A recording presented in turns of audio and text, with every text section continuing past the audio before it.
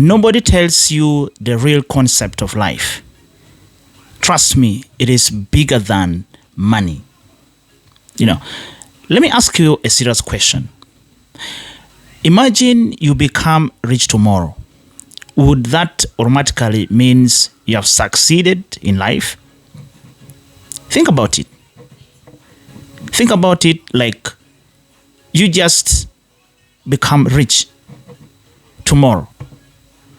Will that automatically makes you, means you have succeeded? Think about it. Because we are constantly told make money, become successful, buy a house, buy a car, build a business, becomes financially free. And there is nothing, absolutely nothing wrong with any of these things at all. But here is the question nobody seems to ask. After you have got all these things, the question is, then what? Because perhaps the biggest problem is with our generation is that we have been taught how to make a living, but we are never properly taught how to live. And that is what I want us to talk about today. The real concept of life. Now, everyone is chasing riches. I want you to look around you. Social media is full of people showing you money, cars, houses, businesses. That's what we see in social media. Luxury lifestyles, traveling, expensive watches. That's what people are telling you. That is what people are telling you in the social media. You wake up at 5 a.m., you work hard, try to build multiple streams of income. And don't be broke. Again, none of these things are necessarily bad. They're not bad. Because the truth is, money matters. It really do matters a lot. But let's be honest. Money can give you access to a better opportunity. Money can provide food for you. And definitely money can provide shelter.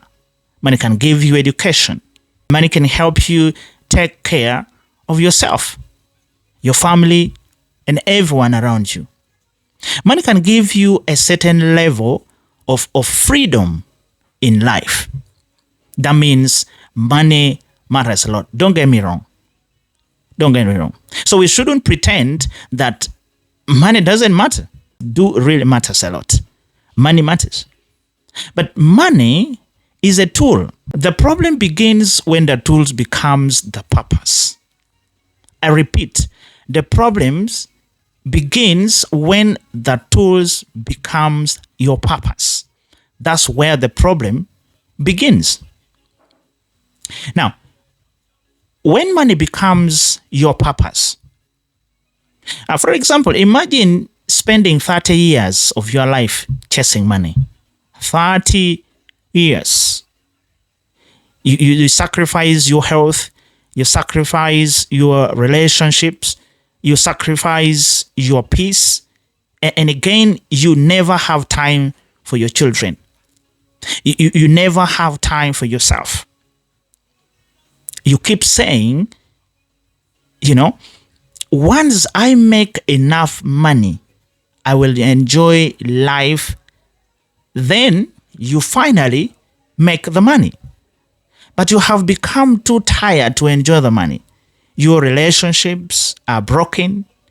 Your health has suffered. Your children have grown up without you.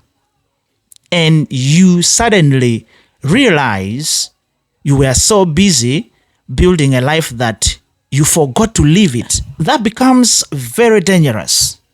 It becomes a very dangerous place to reach, because life is not a rehearsal.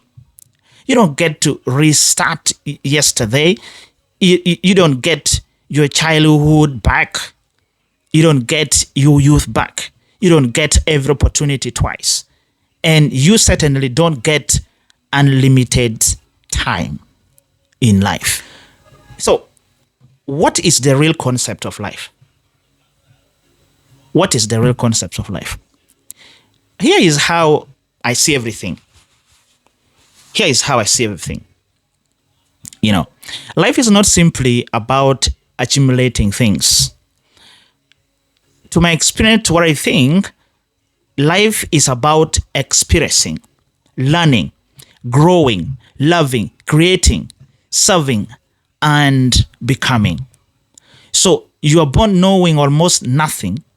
Then life begins teaching you. You learn through your parents.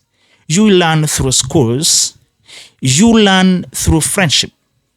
And you learn through love. And also, you learn through failure and rejection. You learn through losing people. You learn through poverty. You learn through success. And you learn through mistakes. Of course, at the end of the day, you eventually realize that life itself is a teacher. Because every season is teaching you something. The good season is teaching you something. The bad season is teaching you something. And you discover that life itself is a teacher. Also, failure is also part of life. We have been conditioned to think that failure means something is wrong with us. You failed a business, you failed a relationship, you lost money, you didn't get the job, you made a terrible decisions. You trusted the wrong person, and suddenly you begin to think that my life is finished. I think that's true. I don't think. Because sometimes failures is not the end of your story. Never at all. Sometimes failure is the chapter that teaches you how to write the next chapter. And of course, the most important question will not be, why did I fail? Why did I fail? But the most important question would be, what is this experience? What is this experience trying to teach me? Because if you learn from it, the experience was not completely wasted. You get what I'm saying? You get out broken, you lost the money, you gain experience, and of course you learn something from it. And that means the experience was not completely wasted. And I also want you to understand that life is not a competition. Another trap we need to escape is comparison. This is very important.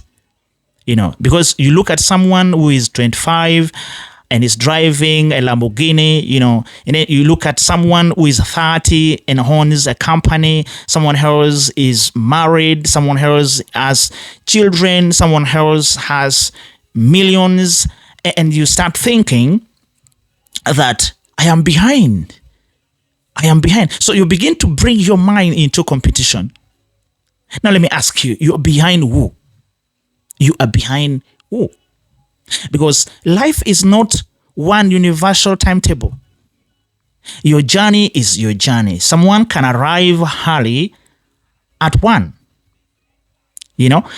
and someone's destination and struggles definitely can be affected in one area or the other, and definitely will delay to get to your destination. So someone can have money but have no peace. Someone can have fame but have no privacy. Someone can have thousands of followers but feel completely alone. Someone can have a beautiful house but a broken home.